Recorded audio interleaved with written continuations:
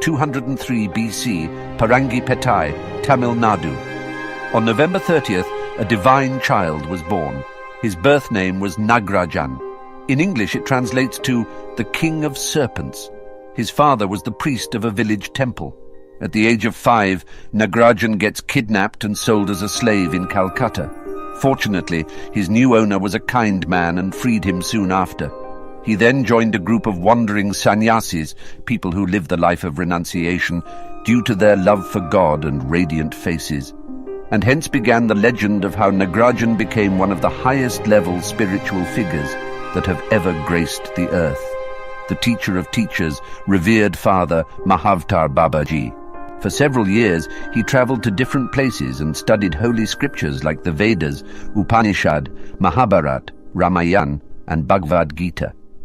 At the age of 11, he embarked on a difficult journey by foot and boat with a group of ascetics to Kataragama, Sri Lanka, where he met Sid Boganath and became his disciple. He performed intensive yogic sadhana with Sid Boganath, who then inspired Nagrajan to seek his initiation into Kriya Kundalini Pranayam or Vasi Yogam from Sid Agastya. Where the term Vasi means control or mastery, and Yogam refers to the union of the individual self with the universal consciousness. It is a yogic practice that involves a series of breathing techniques, physical postures, and mental focus, with specific patterns of breathing that synchronize the breath with the movements of the spine and the chakras. It is a powerful technique that helps the practitioner to still the mind, dissolve karma, and experience the blissful state of inner peace and unity consciousness. It is said to activate the Kundalini, a spiritual energy believed to be coiled at the base of the spine, and raise it up through the chakras, the subtle energy centers of the body, to attain self-realization and oneness with the divine.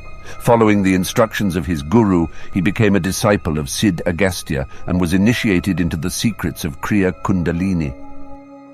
After getting initiated, Nagrajan traveled to Badrinath and spent 18 months practicing yogic kriya taught to him by his gurus, which led him to attain self-realization.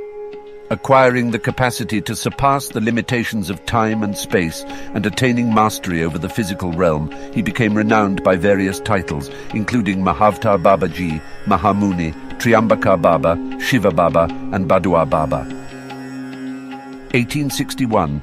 The Himalayas. While walking in a desolate area, Lahide Mahashe, who worked as an accountant for the British government, heard a voice calling his name. Following the voice up the mountain, he encountered tall and divinely radiant Mahavtar Babaji. Despite being over 2,000 years old, Babaji appeared no older than 25, leading him to believe that the spirit of Babaji may have taken on a youthful form to communicate with him. Babaji initiated him into Kriya Yoga, revealing that he had been his guru in a past life. Though he had no memory of this, Babaji tapped his forehead and the memory flooded back. Babaji instructed him to initiate others into Kriya Yoga and to spread the message around the world.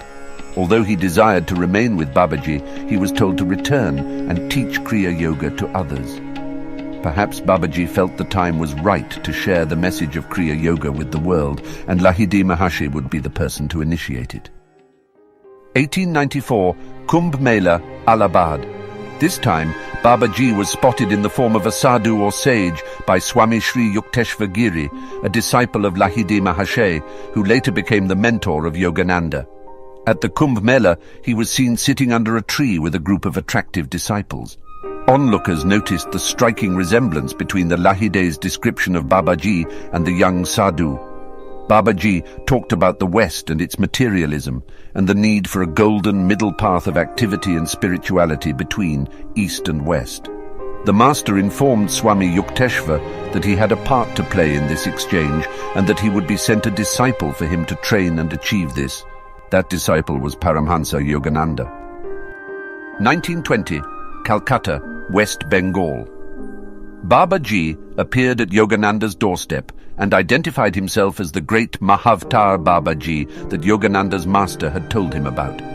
Babaji instructed Yogananda to go to America, where he would preach the gospel of Kriya Yoga and spread the great yogic science to the West, saying, "Follow the behest of your guru and go to America.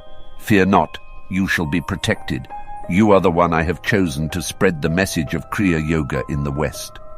Yogananda followed Babaji's command and spent over 30 years in America as an ambassador of Kriya Yoga, greatly influencing hundreds of thousands of people, just as Babaji had predicted. Yogananda shared that Babaji also had a self-realized and enlightened sister named Mataji, who was described as a young and majestic woman. During one of their meetings, Babaji mentioned to Mataji that he was considering leaving his physical body. However, Mataji pleaded with him not to do so, saying, "Please do not ever relinquish your form." In response, Babaji said, "Be it so. I shall never leave my physical body. It will always remain visible to a small number of people on this earth."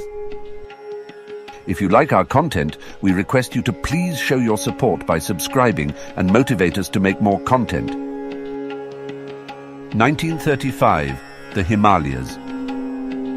While wandering in the northern Himalayas near Badrinarayan, Swami Kebalananda, who was a disciple of Lahidi and the Sanskrit tutor of Yogananda, took shelter in a cave. The deathless master appeared before him, manifesting himself from within a recess of the cave.